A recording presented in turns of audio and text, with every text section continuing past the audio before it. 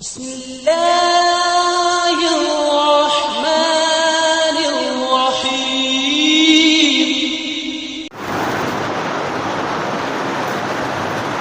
அல்லாஹ் தஆலா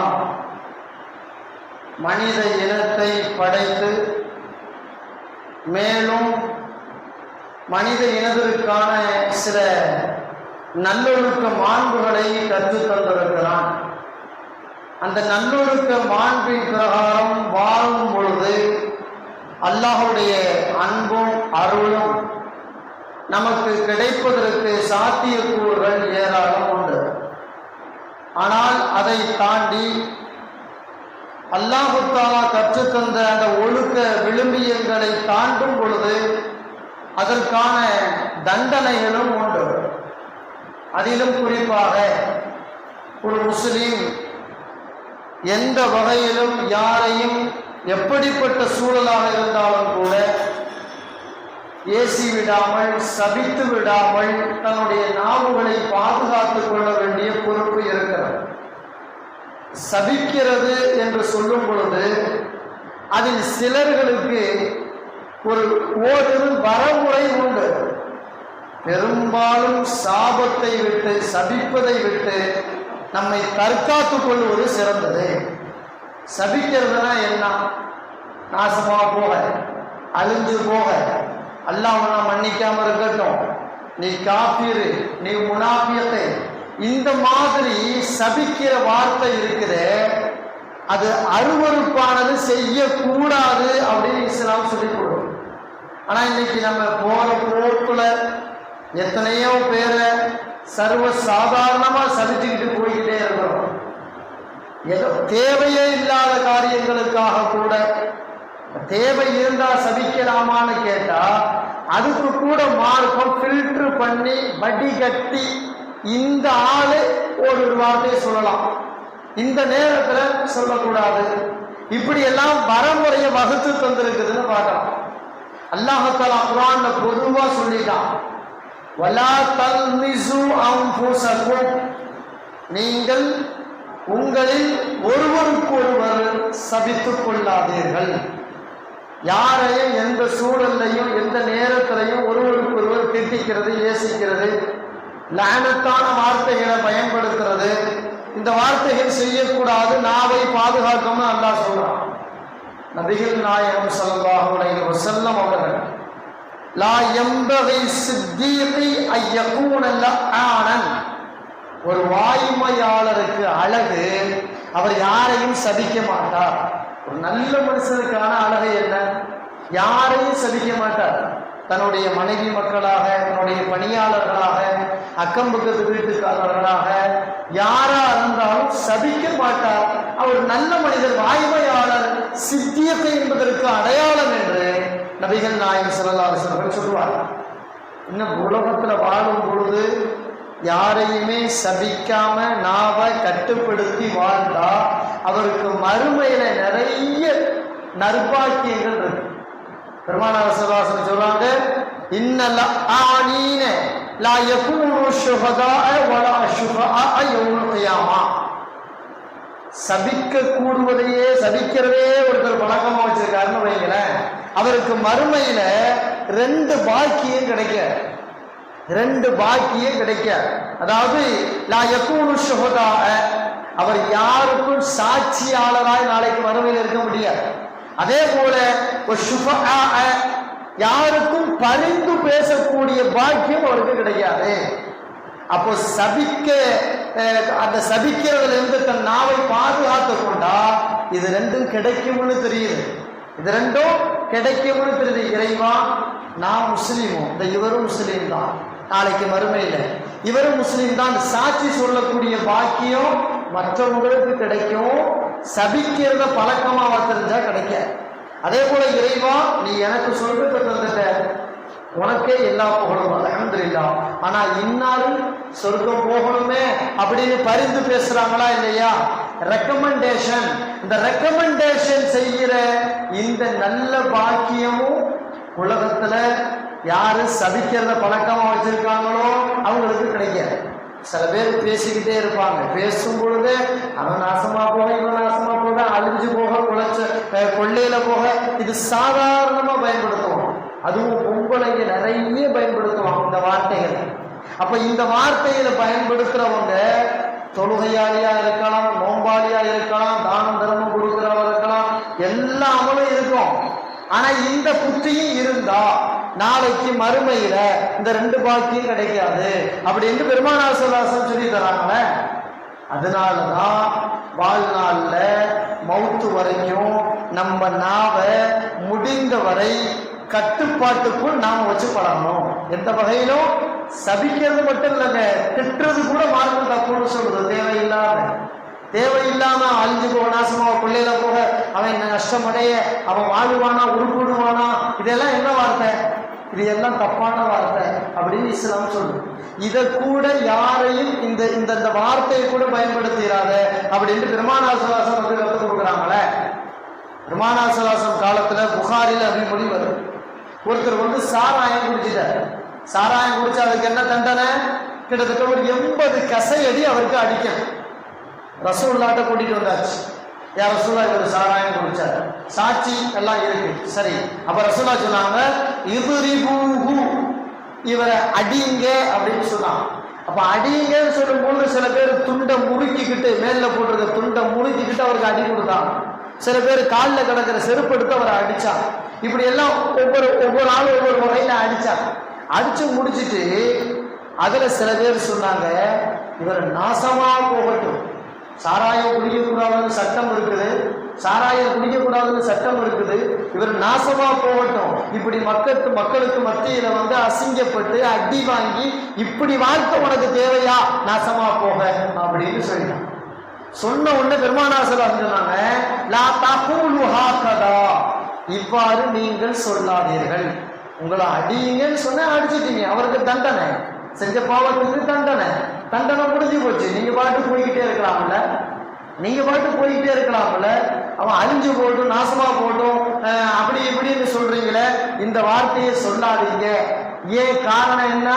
லா துஈனு அலைஹி ஷைத்தான், இவருக்கு எதிராக ஷைத்தானுக்கு உதவி செய்யாதீர்கள். அப்படின்னா இவர் திட்டுனா, இவர் சபிச்சா ஷைத்தான் சந்தோஷப்படுறானா, பாத்தியா நீ பண்ணின தப்புக்கு அடியும் வாங்கி மக்கள்கிட்ட சாபத்தையும் வாங்குற, இதை தான் நான் உங்கள்கிட்ட இருந்து எதிர்பார்க்கிறேன்.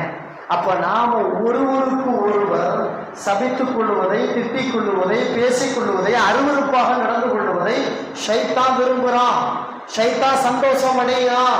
இப்ப நீங்க திட்டுனீங்களே, இந்த திட்டுனதுனால ஷைத்தானுக்கு சந்தோஷம் ஆயிடுச்சு, அதனால சைத்தானுக்கு நீங்க உதவி செய்யாதீங்க அப்படின்னு பெருமானார் ஸல்லல்லாஹு அலைஹி வஸல்லம் சொல்லி கொடுக்குறான். அப்ப ஏசுறது பேசுறதுல ஷைத்தானுக்கும் பங்கு இருக்கு. அவன் வந்த நோக்கமே அதுதான். ஒரு ஆளுக்கு ஒரு ஆள் திட்டிக்கணும், ஒரு ஆளுக்கு ஒரு ஆள் சண்டை போட்டுக்கணும், ஒரு ஆளுக்கு ஒரு ஆள் ஏசி பேசிக்கணும். இதன் மூலமாக அல்லாஹ்வுடைய அந்த லாயனத்தை, அல்லாஹ்வுடைய கோபத்தை வாங்கணும். இவங்க எல்லாரும் நரகத்துக்கு போகணும். இதுதான் ஷைத்தானுக்கு நோக்கம்.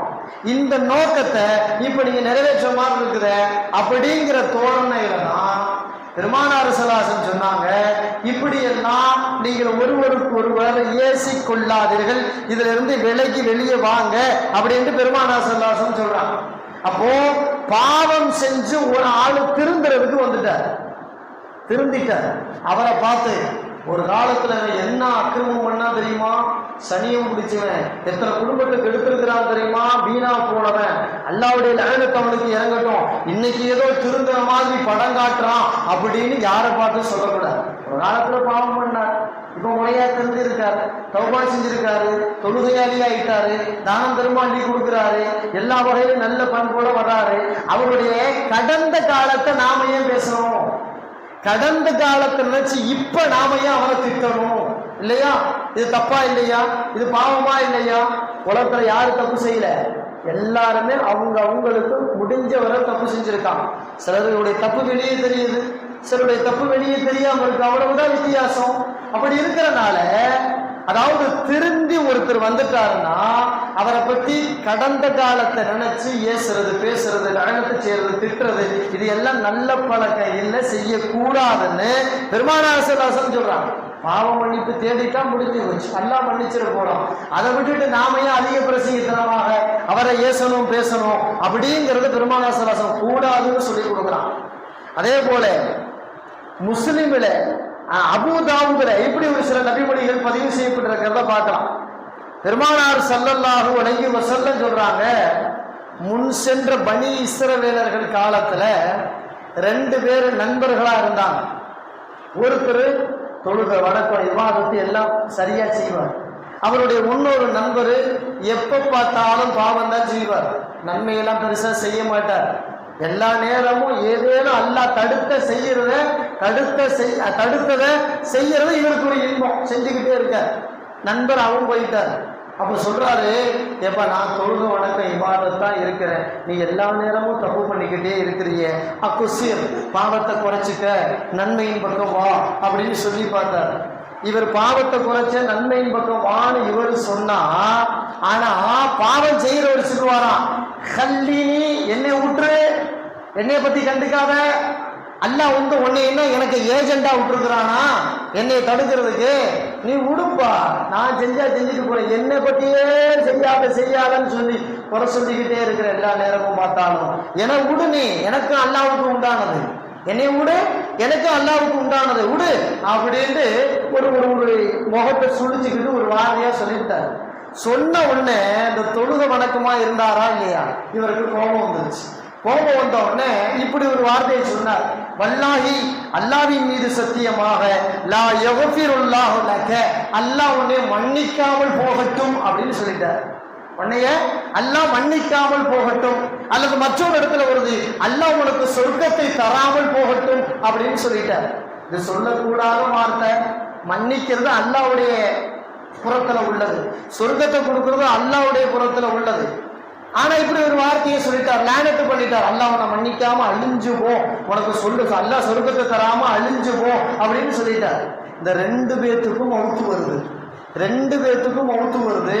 மவுத்து முடிஞ்சு அல்லாஹ்வுடைய விசாரணை மன்றத்துல அல்லாஹ் தஆலா இந்த இபாதத்து செஞ்சு வந்தார்ல, அவரை பார்த்து கேட்டாங்கன்னா, அகுன்த பி ஆலிமன், நான் என்ன இவரை பத்தி செய்ய போறேன்னு உனக்கு தெரியுமா, நான் அவரை மன்னிக்க மாட்டேங்கிறது உனக்கு தெரியுமா, அவருக்கு சொர்க்கத்தை கொடுக்க மாட்டேங்கிறது உனக்கு தெரியுமா, என்னை பத்தி உனக்கு தெரியுமா, அன்னைக்கு நேரத்துல இப்படி சொல்லிவிட்டிய, அல்லாஹ் உன்னை மன்னிக்காம போகட்டும், அல்லாஹ் உனக்கு சொர்க்கத்தை தராம போகட்டும் அப்படின்னு நீ சொல்லிட்டியப்பா அப்படின்னு கேட்டு, மலக்குமார்கள் அந்த இடத்துல இருக்கும் பொழுது அந்த அந்த அந்த பாவமே பண்ணவரை பார்த்து அல்லாஹ் சொன்னா, இது ஃபத்ஹுலில் ஜன்னதி ரஹ்மதி, நீ சொர்க்கத்துக்கு போப்பா. யாரை பார்த்து? பாவம் செஞ்சவரை பார்த்து. இது நீ சொர்க்கத்துக்கு போப்பா, என் அருளை கொண்டு சொர்க்கத்துக்கு போ அப்படின்னு நல்லா சொல்லிட்டான். இந்த இபாதத்தா செஞ்சு கொண்டாரு பாருங்க, அவரை கூப்பிட்டான் அல்லாஹ். இது ஹபூபிஹி இலன்னார் அப்படின்னு மலக்குமார்களை பார்த்து அல்லாஹ் சொன்னான், இந்த தொழுகையாளிய நரகத்துக்கு எடுத்துக்கிட்டு போங்க.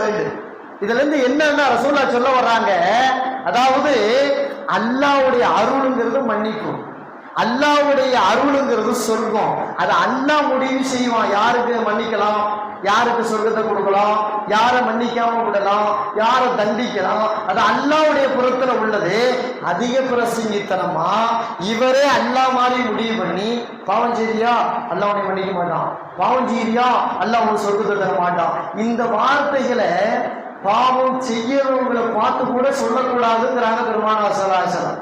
எப்பா பாவம் செய்யற திருந்து, இதுவரைக்கும் சொல்லலாம், திருந்தனா இவ்வளவு நன்மை இருக்குப்பா, திருந்தனா சொர்க்கம் இருக்குப்பா, இந்த பாவத்தை தொடர்ந்து செஞ்சா இவ்வளவு நரகம் இருக்கு, இவ்வளவு பாவம் இருக்குன்னு சொல்லலாமே தவிர, உனக்கு நாசமாகட்டும், நீ அழிஞ்சு போ, நீ வீணா போ, நீ சொர்க்கம் இல்லை, நீ நரகவாசி தான் அப்படின்னு போற போகல சொல்லிட்டு போறமே, இது மோசமான வார்த்தை அப்படின்னு காட்டுறதுக்குத்தான் பெருமானார் ஸல்லல்லாஹு அலைஹி வஸல்லம் இந்த நிகழ்வுகள் எல்லாம் நமக்கு சொல்லி கொடுக்குறான். சாதாரணமான மனுஷனும் யாரையும் திட்டக்கூடாது, இறை தூதர்கள் கூட யாரையும் திட்டக்கூடாதுங்கிறது அல்லாஹ் சொல்றான். இறை தூதர்களை திட்டக்கூடாதுன்னா அப்ப வேற யார அல்லாஹ் திட்டலாம்ங்கிறான்? யாரும் யாரையும் திட்டக்கூடாது, யாரும் யாரையும் ஏசக்கூடாது, யாரும் யாரையும் லானத்தான சபிக்கக்கூடிய வார்த்தைகளை சொல்லிவிடக்கூடாது. புகாரியில அதாவது முஸ்லிம்ல இப்படி ஒரு செய்தி பதிவு செய்யப்பட்டது. உஹது யுத்தகலம், பெருமானார் ஸல்லல்லாஹு அலைஹி வஸல்லம் பல்லு உடைபட்டுச்சு, ரசூலுடைய முகம் காயம் ஏற்பட்டுச்சு, ரத்தங்கள் கொட்டுன்னு கொட்டுச்சு. அந்த உஹது யுத்த களத்துல நிறைய நபி தோழர்களுக்கு பின்னடைவு ஏற்பட்டுச்சு. ஹம்சா ரலியல்லாஹு அந்த உஹது யுத்த களத்துல தான் ஷஹீதாக்கப்பட்டாங்க. முஸ்லிம்களுக்கு நிறைய சேதாரம் ஏற்பட்டுச்சு. எல்லாம் இருக்கட்டும், அன்னைக்கு ஃபஜ்ர் தொழுகையில இறுதி ரக்காயத்துல பெருமானார் ஸல்லல்லாஹு அலைஹி வஸல்லம் வந்து இப்படி கேட்டுட்டாங்க, அல்லாஹ் அப்படின்ட்டாங்க. இறைவா, இவனை நீ லஅனத்து செய்வாயாக அப்படின்னு தொழுகைக்குள்ள துவா மாதிரி கேட்டுட்டான். தொழுகைக்கு உள்ள 2வது ரக்காயத்துல தொழுதுகிட்டு இருக்கும் பொழுது ஃபஜ்ர் தொழுகையில அவன் பேரை சொல்லி இவன் இவ்வளவு அட்டூழியம் பண்ணிட்டான், அதனால இவ்வளவு சேதாரம் ஆயிடுச்சு அப்படின்னு அவன் பேரை சொல்லி, இறைவா இவர்களை எல்லாம் நீ சபிப்பாயாகன்னு ரசூலா சொல்லிட்டான். ரசூலுல்லாஹ் சொன்னதுதான் தாமதம். அல்லாஹ் வசனத்தை இறக்கி வச்சுட்டான், லைஸலக மினல் அம்ரி ஷையுன், நபியே உங்களுக்கு இதுல அதிகாரம் இல்லை, இப்படிலாம் சபிக்கணுங்கிறது உங்களுக்கு நாம சொல்லி கொடுக்கல, உங்களுக்கு இதுல அதிகாரம் இல்லை. அவ் யதூப அலைஹிம், அவர்களை நினைச்சா அல்லாஹ் மன்னிப்பான். அதே போல அவ் யுஅذிபுஹும் ஃபஇன்னஹும் ஸாலிமூன், நினைச்சா அந்த அநியாயக்காரர்களை அல்லாஹ் தண்டிப்பான். தண்டிக்கிறதோ அவங்களை மன்னிச்சு விடுறதோ அது அல்லாஹ்வின் புறத்தில் உள்ளது. உங்களுக்கு பாதிப்பு ஏற்பட்டதுங்கிறதுக்காக இன்னார் நீங்க சபிக்கிறீங்களே, இது முறையில்லை, இப்படி எல்லாம் நீங்க சபிக்காதீங்க. யாரை பார்த்து அல்லாஹ் சொல்றான்? நபிகள் நாயகம் ஸல்லல்லாஹு அலைஹி வஸல்லம் அவர்களை பார்த்து அல்லாஹ் இப்படி சொல்றான்னு சொன்னா அப்ப நம்மெல்லாம் ஏமாத்துறோம். ரசூலுல்லாஹ்வுக்கு பாதிப்பு ஏற்பட்டுச்சு, ரசூலுல்லாஹ்வுக்கு பின்னடைவு ஏற்பட்டுச்சு. அப்படி இருந்து சபிச்ச போது கூட ரசூலுல்லாஹ்வை சபிக்காதீங்கன்னு சொல்றானே. பெருமானார் ஸல்லல்லாஹு அலைஹி வஸல்லம் பெரும்பாலும் யாரையும் சபிச்சதில்லை, பெரும்பாலும் யாரையும் சபிக்க மாட்டாங்க. அது ஒரு புழு பூச்சியை கூட சபிக்க மாட்டாங்க, மனைவி மக்களை கூட திட்ட மாட்டாங்க, அதனுடைய பணியாளர்களை கூட ஏச மாட்டாங்க. அனுசரலிலான்னு சொல்றாங்கல்ல, சின்ன பிள்ளை 10 வயசு பிள்ளை, அவர் ரசூலாட்ட வந்து வேலைக்கு சேரும் பொழுது ரசூலாக்கு 10 வருஷம் வேலை பார்த்தார். ரசூலா மௌத்தா போகும்போது அனுசரலிலானுக்கு 20 வயசு, 10 வருஷ காலம் வேலை பார்த்தார். அனுசரலிலானு சொல்றாங்களே, ரசூலா காலத்துக்கு பிறகு 10 வருஷம் ரசூலாக்கு பணிவிட செஞ்சிருக்கேன், வேலை பார்த்திருக்கிறேன், ஆனா ஒரு நேரத்துல கூட என்னையே ஏண்டா இதை செஞ்சேன்னு கேட்டதில்லை, ஏண்டா இதை செய்யாம விட்டேன்னு கேட்டதில்லை. நான் வந்து என்னுடைய பணியில குறை வச்சா கூட என்னை ரசூலுல்லாஹ் ஏசுனதில்லை, பேசுனதில்லை, திட்டுனதில்லை, எதுவுமே பண்ணதில்லை. பணியாளர்களை மட்டுமல்ல, மனைவிமார்கள், நமக்காக ஒரு மனைவிங்க இல்லையா, ரசூலுல்லாஹ்வுக்கு ஒரே நேரத்துல 9 மனைவி இருந்தாங்க. 9 மனைவிமார்கள் குணமும் 9 வகையா தான் இருந்துச்சு. 9 வகையான பெண்களோடு ஒரு ஆண் மகன் ஒரே நேரத்தில் குடும்பம் நடத்தும் போது எவ்வளவு சகிப்புத்தன்மை தேவைப்படுகிறது, எவ்வளவு அவங்க வந்து ரசூலுல்லாஹ்வுக்கு சில நேரங்களில் முன்ன பின்ன நடக்கும் பொழுது அந்த லயனத்தான அந்த மனைவியை திட்டுற மாதிரி வார்த்தைய ஒரு சூழல்ல கூட ரசூலுல்லாஹ் பயன்படுத்தலையே. ஒரு நிலையில கூட ரசூலுல்லாஹ் தன் மனைவிக்கு எதிரான வார்த்தை, பிள்ளைகளுக்கு எதிரான வார்த்தை, தன்னுடைய தோழர்களுக்கு எதிரான வார்த்தை, இப்படி யாருக்கும் எதிரான சபிக்கக்கூடிய மோசமான லஅனத்தான வார்த்தைகளை பெருமானார் நாவு ஒரு பொழுதும் பயன்படுத்தியது கிடையாது. ஒரு முறை தான் சொன்னாங்க, அதுக்கு கூட அல்லாஹ் கூடாதுன்னு வசனத்தை இறக்கி வச்சு ரசூலுல்லாஹ் இதுல இருந்து செய்யாதீங்கன்னு கேட்டான் அல்லாஹ். ரசூலுல்லாஹ் வாழ்க்கையிலே சபிச்ச ஒரே இடம் உஹது யுத்தம் தான், அதுவும் கூட செய்யாதீங்கன்ட்டு அல்லாஹ். அதன் பிறகு ரசூலுல்லாஹ் மௌத்தா போற வரை யாரையும் எந்த சூழல்லையும் எவ்வளவு சிரமம் இருந்தாலும் சபித்ததே கிடையாது. நாசமோ போ, அழிஞ்சு போ, கொள்ளையில போ, சனியனை, பீட, முசீபத்து, இந்த வார்த்தைகளை ரசூலுல்லாஹ் யார கை நீட்டியும் சொன்னதில்லை, காலம் கடந்தவங்களையும் சொன்னது கிடையாது. நாம இன்னைக்கு சர்வ சாதாரணமா பேசிக்கிறோமா இல்லையா? பெத்த பிள்ளைகளை பீட சனியம் பிடிச்சோனே ஒழுக்கம், அப்படி என்னென்னமோ பேசுறோம். அதாவது உனக்கு சொர்க்கம் கிடைக்குமா, நீ வந்து ஒழுக்கமாயிடுவியா, உன் எதிர்காலம் வீணா போயிடும், அழிஞ்சு போயிடுவேன், எப்படி எல்லாம் வார்த்தைகளை பயன்படுத்துறோமா இல்லையா? இந்த வார்த்தைகளை பயன்படுத்துவது மூமீனுக்கு அழகல்ல என்று பெருமானார் ஸல்லல்லாஹு அலைஹி வஸல்லம் அவர்கள் சொல்கிறார்கள் என்று பார்க்கிறோமே. அப்போ இது போல வார்த்தைகளை சொல்லக்கூடாது என்பது மனிதர்களுக்கு மட்டுமல்ல, ஆடு மாடு கோடி குஞ்சுகளுக்கு எதிராக கூட சொல்லக்கூடாது. முஸ்லிம்களை இப்படி ஒரு நபி மொழி பதிவு செய்யப்பட்டிருக்கு. பெருமானார் ஸல்லல்லாஹு அலைஹி வஸல்லம் வந்து பத்லு புவாத் அப்படிங்கிற ஒரு போருக்கு போறாங்க. போயிட்டு திரும்பும் பொழுது ஒட்டகங்கள்ல பயணம் பண்றாங்க. அப்போ ஒட்டகம் ஒரு இடத்துல இறங்கி தங்குறாங்க. தங்கி முடிச்சுட்டு ஒட்டகத்தை கிளப்புறாங்க. கிளப்புற நேரத்துல ஒரு ஒட்டகத்தை ஒரு ஆள் கிளப்புறாரு. அந்த ஒட்டகம் எந்திரிக்கவே மாட்டேது, படுத்துக்கிட்டே இருக்கு, எந்திரிக்க மாட்டேது. எல்லாரும் எந்திரிச்சு பயணத்துக்கு ரெடி ஆயிட்டாங்க. ஒரு ஆள் மட்டும் அது தட்டி தட்டி பாக்குறாரு, எந்திரிக்க மாட்டேது. உடனே அந்த ஒட்டகத்தை சபிக்க ஆரம்பிச்சிட்டாரு. சனியம் பிடிச்சது, அழிஞ்சு போக, நாசமாகும், எந்திரிக்க மாட்டேது அப்படின்னு ஒட்டகத்தை திட்டுறாரு. ஒட்டகத்தை திட்டுறாரா இல்லையா? நம்ம ஆளு சில நேரங்கள்ல பாத்தீங்கன்னா பைக்கை ஒரு முறை 2 முறை தட்டுவான், பைக் ஸ்டார்ட் ஆகாது. சனியம் பிடிச்சது, வீணா போனது, என்ன கம்பெனிக்காரன், நேற்று தான் வேலை பார்த்தேன், அதை சனியம் பிடிச்சவன், அவன் வேலை பார்க்கல, இந்த சனியம் பிடிச்சது, வண்டி எடுக்கல, இப்படின்னு உயிர் இல்லாத பைக்கை நாம திட்டுறோமா இல்லையா? இல்லையா? இன்னைக்கு நடைமுறை. ஆடு மாடுல இன்னைக்கு நம்ம பயணம் பண்ணல, ஆனா இன்னைக்கு நம்ம திட்டுறோமா இல்லையா? அட வீட்டுக்குள் நுழையும் போது ஏதாவது தட்டிருச்சுன்னா காலில் சனியம் பிடிச்சது, இந்த சனியம் பிடிச்ச வீடு வாச என்னென்னமோ மனுஷன் உயிரில்லாததெல்லாம் திட்ட ஆரம்பிச்சிடலாம் இல்லையா? இந்த மாதிரி அவரு திட்டுற, சனியம் பிடிச்ச இந்த ஒட்டகம் எழுந்து தொலைய மாட்டேங்குது. ரசூலுல்லாஹி ஸல்லல்லாஹு அலைஹி வஸல்லம் காதுல இந்த வார்த்தை விழுந்துருச்சு. கேட்டாங்க, மன்ஹாதா லாயன் பஈருஹு, ஒட்டகத்திற்கு எதிராக உங்களில் சபித்தவர் யார்? அவரை கூப்பிடுந்தார். உடனே அவர் வந்தார். நீ தான் சபிச்சியா உன் ஒட்டகத்துக்கு எதிராக அப்படின்ட்டு, அன்சில் அன்ஹு, இனிமே இந்த ஒட்டகத்துக்கு மேலே ஏறாத, ஒட்டகத்துல இருந்து முதல்ல நீ கீழே இறங்கு. ஃபலா தஸ்பஹனா பில் மல்ஊனி, சபிக்கப்பட்ட ஒட்டகத்தோடு நீ இனிமே எங்களோட பயணமே செய்ய வேண்டாம், நீ விட்டுருண்டா. நீ அந்த ஒட்டகத்தை எழுப்பாத, ஒட்டகத்து மேல ஏறாத, அதுல இருந்து கீழே முதல்ல நீ இறங்கு. அது அல்லாம சபிக்கப்பட்ட ஒட்டகத்தோடு எங்களோடு பயணிக்காதேண்டா. அந்த ஹதீஸுக்கு கீழால எழுதுறாங்க, அந்த ஒட்டகத்தை அந்த இடத்துல விடப்பட்டுச்சு. அந்த ஒட்டகம் அந்த பாலைவனத்திலே சுத்தி திரிஞ்சிச்சு. ஏன்னா சாபத்தை இறக்கியாச்சே, சபிச்சுட்டான இந்த மனுஷன் அப்படின்னு ரசூலுல்லாஹி ஸல்லல்லாஹு அலைஹி வஸல்லம் எவ்வளவு ஒரு ஆடு மாடு ஒட்டக விஷயத்துல கூட சபிக்க கூடாதுங்கிறாங்க. இன்னைக்கு நாம பைக்கு, காரை, வீடு, வாசலை இப்படி எல்லாத்தையும் திட்டுறோம். அது அல்லாம பொண்டாட்டிய, பிள்ளைய, அவனை இவனை எல்லாத்தையும் திட்டுறோம். திட்டுறத சாதாரணமாகவும் வச்சிருக்கிறோம். ஏதோ ஒரு கோபத்துல தாபத்துல அப்படி திட்டுனா, அப்படி திட்டுற மார்க்க அனுமதி இருக்கான்னு கேட்டா அதுவும் இல்ல, திட்டாதேன்னு தான் சொல்லுது. திட்டக்கூடாது, வேண்டாம் அப்படின்னு தான் சொல்லுது. ஆனாலும் கூட திட்டுறத பழக்கமா வச்சிருக்கோமா இல்லையா? அப்ப திட்டுறத பழக்கமா வச்சா அது நல்ல பழக்கம் இல்லை. பெருமானார் ஸல்லல்லாஹு அலைஹி வஸல்லம் சொல்றாங்க, அது நல்ல பழக்கம் இல்லை. அபூதாவுதுல ஒரு நபிமொழி வருது, இந்த திட்டுறதால என்ன நடக்கும் ரசூலுல்லாஹ் ரொம்ப அழகா சொல்லிட்டாங்க. அவ்வளவெல்லாம் ரொம்ப அழகா சொன்னாங்க. திட்டுறதால என்ன வரப்போகுதுன்னு கேட்டா, ஒருத்தர் திட்டுறாருன்னு வைங்களேன், அந்த திட்டுற சாப வார்த்தை முதல்ல என்ன பண்ணும், திட்டப்பட்டவரை நோக்கி திரும்பலாமான்னு பார்க்கணும். முதல்ல வானத்துக்கு போகுது, வானத்தின் கதவு அடைக்கப்படுது. அங்கிருந்து வார்த்தை பூமிக்கு வருது, பூமியின் கதவு அடைக்கப்படுது.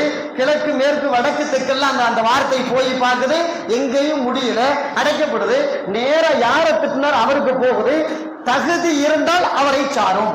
தகுதி இருக்கு, அவன் திட்டுறதுக்கு தகுதியான ஆளுதான், அவன் அநியாயம் பண்ணியிருக்கான், அவனை திட்டுறோம்னா இந்த வார்த்தை அவன் தலையில கொண்டு போய் விடிஞ்சிடும், முடிஞ்சு போச்சு. அவன் அதுக்கு தகுதி இல்லை, இவன் தேவையில்லாம திட்டுனாலும் வைங்களேன், அந்த வார்த்தை பூரா இவன் தலையில விடியும், இவன் தலையில விடியும். அதுதான் கிராமத்துல சொல்லுவாங்க, வார்த்தையை விடாத உனக்கே வந்துற போது உன் தலையில விடி விடுத அப்படின்ற மாதிரி சொல்றாங்களா இல்லையா வார்த்தை? அப்ப நம்ம வார்த்தை சாதாரணமா பேசுறோமே, அந்த வார்த்தையை கூட அல்லாஹ் என்ன பண்றான், அதுக்கு ஒரு மரியாதை கொடுத்து அது திட்டப்பட்ட வார்த்தை தகுதி தானா அல்லது தகுதி இல்லையான்னு பாக்குறான். அப்ப தகுதியா இருந்தா திட்டுனவன் தப்பிச்சான், தகுதி இல்லைன்னு சொன்னா இவன் தலையில விடிஞ்சிருமே. பெருமானார் ஸல்லல்லாஹு அலைஹி வஸல்லம் அப்பதான் இந்த வார்த்தையை சொன்னாங்க, லா ததுஉ அலா அன்ஃபுஸிக்கும், நீங்கள் உங்களுக்கு எதிராகவே திட்டிக் கொள்ளாதீர்கள். வலா ததுஉ அலா அவுலாதிக்கும், உங்கள் குழந்தைகளுக்கு எதிராக நீங்கள் திட்டிக் கொள்ளாதீர்கள். வலா ததுஉ அலா அம்வாலிக்கும், உங்கள் பொருளாதாரத்திற்கு எதிராக திட்டிக் கொள்ளாதீர்கள். மனுஷன் திட்டுறதுன்னா இந்த ஊர்ல தான் திட்டுவான், ஒண்ணு தன்னைத்தானே திட்டிக்குவான், அல்லது இந்த பொண்டாட்டி பிள்ளை, வேலைக்காரன், அவன் இவன், அண்ணன் தம்பி, மாமா மச்சான திட்டுவான். அதுக்கு 3 ஆள் யார் திட்டுவான், பொருளாதாரத்தான் திட்டுவான். கடையை திறந்து வச்சுங்க, ஒன்னும் பெருசா இல்லை, வீணா போன கடை, என்ன இளவு இது, வாங்குற நேரமும் சரியில்லை, திறந்த நேரமும் சரியில்லை, சனியம் பிடிச்ச கடை அப்படின்னு சொல்லிட்டான்னு வைங்க, அது சனியம் பிடிச்ச கடை தான். அதுல அவன் பறக்கத்தெல்லாம் பார்க்க முடியாது, அதுல அவன் பறக்கத்தெல்லாம் பார்க்க முடியாது. ஒரு முறை திட்டாருன்னா அடுத்த முறை கொட்டுமானா கொட்டாது, இருக்க தேஞ்சிக்கிட்டே தான் போகும். இது கடைக்கும் பொருந்தும், பொருளாதாரத்துக்கும் பொருந்தும், மனைவி மக்களுக்கும் பொருந்தும், நம்முடைய வாகனங்களுக்கு, இப்படி சொத்து பத்து எல்லாத்துக்குமே பொருந்தும். அதனாலதான் சொல்றது, எந்த நேரத்திலையும் அழிஞ்சு போக, நாசமா போக, வீணாம போக அந்த வார்த்தைகளை பயன்படுத்தவே கூடாது. முடிஞ்ச அல்லாஹ்ட்ட கேட்கணும், இறைவா இந்த வீட்டுல ஏதோ பரக்கத்து இல்லைங்கிற மாதிரி தோணுதே, இந்த வீட்டில் எனக்கு பரக்கத்து செய், இந்த வாகனத்தை எனக்கு பரக்கத்து செய், என் பெற்றெடுத்த பிள்ளைகளில், கட்டிய மனைவியில், என்னுடைய நண்பர்களிடத்தில், பழகு மக்களிடத்தில் பரக்கத்து செய். பரக்கத்துங்கிற வார்த்தை ஞாபகம் வரணும். நாசமா போக, அழிஞ்சு போக, கழிச்சல்ல போக, கொள்ளையில போக இந்த வார்த்தை வரவே கூடாத வார்த்தை. யாருக்கு எதிராக வரக்கூடாது? சில நேரங்களில் தனக்கு எதிராக வரக்கூடாது. சில நேரத்தில் மனுஷன் நோய் நோக்காடு உண்டா, அவன் சபிக்கிற வார்த்தையை பார்க்கலாம். என்ன பாய் பண்ணுது? காய்ச்சங்க, ஒரு வாரம் காய்ச்ச, இந்த காய்ச்சலை அனுபவிக்கிறதுக்கு செத்தே தொலைஞ்சிடலாம், சனியம் பிடிச்சு சொல்றானா இல்லையா மனுஷன்? செத்தே தொலைஞ்சிடலாம், அவ்வளவு கஷ்டமா இருக்குங்க, கபருக்கு கூட போயிடலாம் போல இருக்கு அப்படின்னு மனுஷன் சொல்றானா இல்லையா? இந்த வார்த்தையை கூட சொல்லாதே இஸ்லாம் சொல்லுது. இந்த வார்த்தையை கூட முஃபீது தாலிபின்னு சொல்லிட்டு அரபி மதரசாவில் ஓதுற காலங்கள்ல ஆரம்ப பிள்ளைகளுக்கு இந்த ஒரு கதை மாதிரி சொல்லி கொடுப்பாங்க. ஹதீஸையே கதை மாதிரி சொல்லி கொடுப்பாங்க.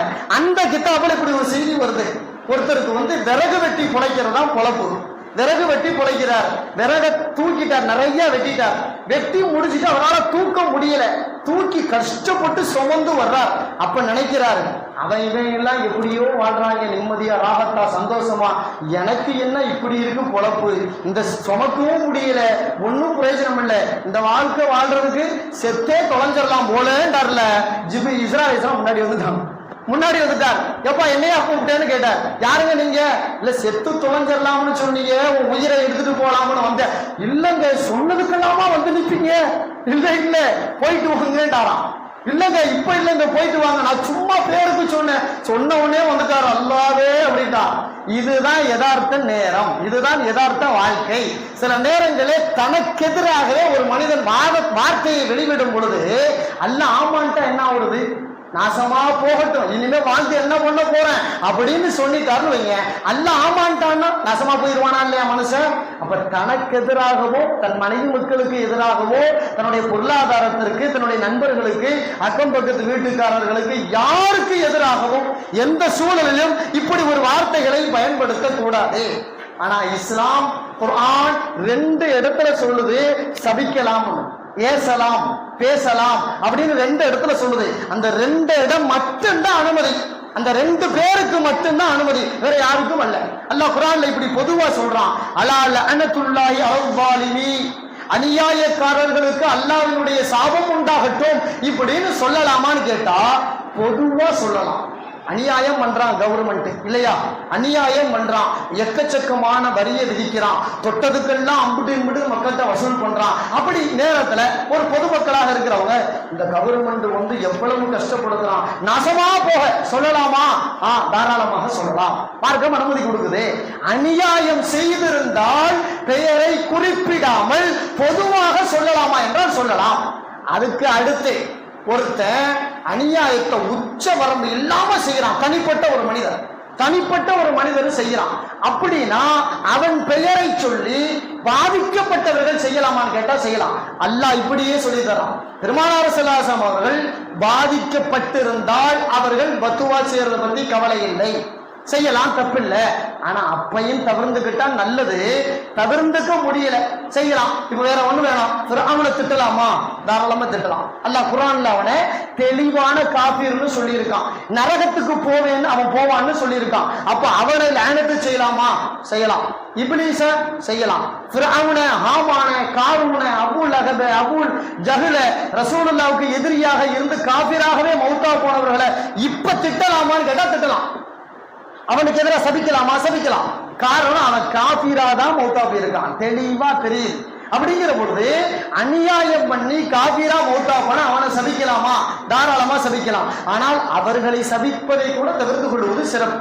இப்லீஸ அதே போல ஷைத்தானை சபிக்கலாமான்னு கேட்டா சபிக்கலாம். குர்ஆன்ல நிறைய அது சம்பந்தப்பட்ட செய்திகள் சொல்லப்பட்டிருக்கு. அப்ப அநியாயத்திற்கு துணை போனால் அவர்களை மட்டும் சபிப்பதற்கு மார்க்கத்தில் அனுமதி உண்டு. அதே போல ஒரு தனிப்பட்ட நபர் நமக்கு துரோகம் பண்ணிட்டார், துரோகம் பண்ணது தெளிவா தெரியுது, இவர் பாதிக்கப்பட்டிருக்கார், இப்ப இவர் சபிக்கலாமான்னு கேட்டா அதுக்கும் சபிக்கலாம். அல்லாஹ் குர்ஆன்ல சொல்றான், லா யுஹிப்புல்லாஹுல் ஜஹர பிஸ்ஸூஇ மினல் கௌலி இல்லா மன் ஸலிம். அநீதம் இழைக்கப்பட்டு கஷ்டப்படக்கூடிய அந்த மனிதன் பகிரங்கமாக ஓரிரு வார்த்தை சொன்னால் அதை அல்லாஹ் விரும்புவானே தவிர அது அல்லாததை அல்லாஹ் விரும்புவதில்லை. அவரை தவிர மற்றவர்கள் ஏசுவதை, பேசுவதை, திட்டுவதை, சபிப்பதை, சாபமிடுவதை அல்லாஹ் ஒருபொழுதும் விரும்புவதில்லை அப்படின்னு அல்லாஹ் தஆலா அநீதம் இழைக்கப்பட்டவர் அந்த பாதிப்புள் உணர்ந்து அதன் பிறகு அவர் சபித்தால் அது சபிக்கிறதை மார்க்கம் தடுக்கவில்லை. சபிக்கிறத பத்தி தப்பு இல்லைன்னு சொல்லுது. அதாவது புகாரியில இப்படி ஒரு நபி மொழி வருது. ஸைத் ரலியல்லாஹு தஆலா அவர் எந்த துவா கேட்டார் அவருக்கு ஸ்பெஷல் என்னன்னு கேட்டா முஸ்தஜாபு துவா. அவர் கைய தூக்குன துவா கபூலா. இவருக்கு எந்த நேரத்துல கேட்டாலும் சரி. அவருக்கு அல்லாஹ் அப்படி ஒரு ஒரு ஒரு அமைப்பை தந்துருந்தான். ஸைத் ரலியல்லாஹுக்கு ரசூலுல்லாஹ்வுக்கு சொந்தக்காரும் கூட. ஸைத் ரலியல்லாஹு ரொம்ப பேணுதலானவர். அப்படி பேணுதலானவரையே ஒரு பொம்பளை சொல்லி விட்டா. என்ன வார்த்தை? இந்த ஸைத் என் பக்கத்து வீட்டுக்காரு என்னுடைய இடத்தை கொஞ்சம் ஆட்டை போட்டுட்டாரு அப்படின்னு சொல்லிட்டான். என்னுடைய இடத்தை அபகரித்து கொண்டார் அப்படின்னு நீதிபதி வரைக்கும் கொண்டு போய் குற்றச்சாட்டு வச்சுட்டால. ஸைத் ரலியல்லாஹுக்கு எதிராக ஸைத் ரலியல்லாஹு கூப்பிட்டு விட்டான் நீதிபதி. நேரா ஸைத் ரலியல்லாஹு வந்தாங்க. என்னன்னு கேட்டான். இல்ல இந்த அம்மா அந்த அம்மாவுடைய நிலத்தை புடுங்கிக்கிட்டதாக, அபகரிச்சுக்கிட்டதாக உங்களுக்கு எதிராக குற்றச்சாட்டு வச்சிருக்க, நீங்க என்ன சொல்றீங்கன்னு கேட்டான். அப்ப ஸைத் ரலியல்லாஹு சொன்னாங்க, நிச்சயமாக இல்லை. ரசூலுல்லாஹ் ஒரு ஹதீஸ் சொல்லியிருக்காங்க, அநியாயமா அடுத்தவன் நிலத்தை கொஞ்சம் அபகரிச்சாலும் அந்த நிலத்தின் 7 பூமி வரை அவன் கழுத்திலே போடப்பட்டு மறுமையிலே வருவான் என்று சொல்லி இருக்கிறார்கள். அந்த ஹதீஸ் எனக்கு தெரியும். அதனால நான் அப்படியெல்லாம் அடுத்தவங்க நிலத்தை அபகரிக்கிற ஆளு இல்லை. இந்த அம்மா என் மேல பொய் சொல்லுது அப்படின்னு ஒரு வார்த்தை சொல்லிட்டு மனசு ரொம்ப பொறுக்க முடியாம பேணுதலா இருக்கிறவங்களை அபாண்டமா குற்றச்சாட்டு வச்சா அவங்க அப்படிதான் போவாங்க. ரொம்ப தக்குவாவோட பயபக்தியோட இருக்கிற ஆளு மேல குற்றச்சாட்டு வச்சாச்சு, செய்யாத ஒன்ன வச்சாச்சுன்னா அவர்கள் மனம் நொந்து போனால் அவர்கள் வெளிவரும் வார்த்தை இப்படித்தான் இருக்கும். அவர்கள் இப்படி அந்த பெண்ணுக்கு எதிராக துஆ செய்தார்கள். அல்லாஹும்ம இன் கானத் காதிபத்தன், இறைவா இந்த பெண் பொய் சொல்பவளாக இருந்தால் ஃபஅம்மி பஸரஹா, இவளை குருடியாக ஆக்கிவிடு. அவ எந்த பூமின்னு சொன்னாலும் அந்த பூமியிலேயே அவளை நீ கொலை செஞ்சிரு அப்படின்னு துவா செஞ்சுட்டான். அவ சாவணும், அவ கண்ணு தெரியாம போகணும் அப்படின்னு துவா செஞ்சுட்டான். கொஞ்ச காலத்துக்கு பிறகு அந்த லேனத்தை வாங்கின பிறகு அந்த பொம்பளைக்கு கண்ணு தெரியாம போச்சு. கண்ணு தெரியாம போன உடனே பாக்குற ஆளெல்லாம் அந்த அம்மா சொல்லுவாளாம், எப்படி அசாபத்தினி தஅவத்துல் ஸஈத் இப்னு ஸைத் அப்படின்னு ஒரு வார்த்தை சொல்லுவாளாம். இந்த ஸஈதுடைய பத்துவா தான் என் கண் பார்வை பறித்து விட்டது, குருடியாக நான் திருகிறேனே என்று சொல்லுவான். பிற்காலத்துல கண்ணு குருடான பிறகு நான் தான் பொய் சொல்லிட்டேன், நல்ல மனுஷன் மேல போய் சொல்லிட்டேன், அந்த மனுஷன் என்னை சபிச்சிட்டாரு, அந்த சாபம் என் கண்ணை பறித்து விட்டது. கண்ணு தெரியாம போன பிறகு குச்சி ஊண்டி நடந்தவ அந்த சொன்னாலா இல்ல இடம், அந்த இடத்துக்குள்ள ஒரு சின்ன கிணறு இருந்துச்சு. அந்த கிணறுன்னு தெரியாம தடுக்கி அந்த விழுந்து அந்த கிணறு அவருக்கு கபரா போயிடுச்சு. அல்லாஹ் தஆலா அந்த பூமியிலேயே அவளை கொலை செஞ்சுட்டான். இதுக்கெல்லாம் யாரு காரணம்? ஸைத் ரலியல்லாஹு தஆலா காரணம். காரணம் என்னவென்றால் ஸைத் ரலியல்லாஹு மீது அபாண்டமான குற்றச்சாட்டு வைத்தாளா இல்லையா? திருடாதவரை, அபகரிக்காதவரை அபகரித்தார், திருடி விட்டார் என்று சொன்னாலா இல்லையா? அதற்கான விளைவுதான் இது என்பதை நபிகள் நாயகம் ஸல்லல்லாஹு அலைஹி வஸல்லம் அன்பு தோழர்கள் ஸைத் ரலியல்லாஹு நமக்கு விளக்கம் தருகிறார்களே. அதனாலதான் யாருடைய சாபத்திற்கு மட்டும் ஆளாகாமல் தன்னை தற்காத்துக் கொள்ள வேண்டும். பெருமானார் ஸல்லல்லாஹு அலைஹி வஸல்லம் சொல்வார்கள், இத்தகி தஅவத்துல் மஅதூதும், சபிக்கப்பட்டது எந்த அளவு என்றால், அதாவது அநீதம் இழைக்கப்பட்டவர்களின் பத்துவாவை அஞ்சிக் கொள்ளுங்கள்.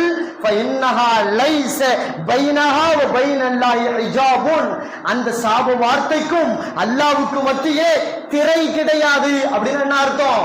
அந்த சாப வார்த்தை உடனே பழிப்புக்கு ஆளாகும், அல்லாஹ் உடனே ஏற்றுக்கொள்வான். அதனால்தான் யாருக்கும் எந்த வகையிலும் அநீதம் செய்து விடக்கூடாது, யாரு மீதும் அபாண்டமான குற்றச்சாட்டு வைத்து விடக்கூடாது. அவர் செஞ்சாரா செய்யலையான்னு தெரியாத போது அவருக்கு எதிராக குற்றச்சாட்டு வச்சு அவர் நம்மை சபித்து விட்டால் அந்த ஒரு சாபம் போதும் உலக வாழ்க்கை அவனை அழித்து விடும். சில நேரங்களிலே அவர்களை நரகம் வரை கொண்டு போய் சேர்த்து விடும் என்பதாக பார்க்கிறோம். அப்ப சபிப்பதற்கு அனுமதி உண்டு, அவன் பாதிக்கப்பட்டால் உண்டு. பாதிக்கப்படும் அளவிற்கு நாம் யாருக்கும் பாதிப்பை உருவாக்கி விடக்கூடாது.